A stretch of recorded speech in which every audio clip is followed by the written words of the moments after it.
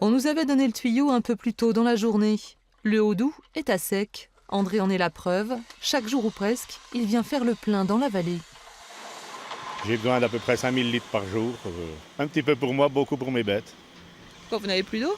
Non, j'ai plus d'eau depuis un mois. Pourquoi? Pas parce que la source ne donne plus, parce qu'il pleut pas, la citerne est vide. À cette saison, j'ai jamais vécu ça.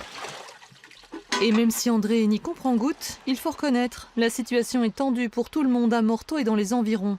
Les puits, sources, forages sont à la moitié de leur production habituelle. Les circuits de secours ont déjà été activés et les consignes données aux riverains. Si en été on ne remplit pas sa piscine, en hiver on surveille son compteur. Nous sommes à la recherche de toute économie et nous demandons donc aux particuliers d'être très vigilants, notamment suite aux vagues de froid déjà passées et celles à venir, où les installations privées ont pu subir des dommages à cause du gel.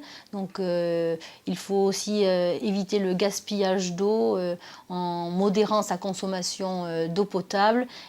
Mais la bonne volonté ne réchauffe pas le climat, hélas, et le gros coup de gel annoncé devrait rendre les sols encore plus imperméables au peu de précipitations annoncées. Aussi, pour assurer sa mission de service public, le distributeur n'hésitera pas, dit-il, à se mouiller. Si la tendance devait s'aggraver, première action, donc on mettrait en place des tournées pour les agriculteurs pour leurs citernes dès la semaine prochaine. Et puis après, le temps d'obtenir les autorisations, de faire les analyses et de mettre en place les installations, on pourrait, sous une quinzaine de jours, envisager de traiter l'eau du Doubs en complément, en appoint des ressources existantes. Pour les habitants, cette fois. Et cette fois-ci, ça servirait en fait pour bien sûr l'ensemble de la population. En attendant la tournée générale, c'est André qui régale ses 80 vaches. 1 heure par voyage et ce, quel que soit le temps. Une source d'inquiétude qu'il verrait bien se tarir sans aucun regret, celle-là.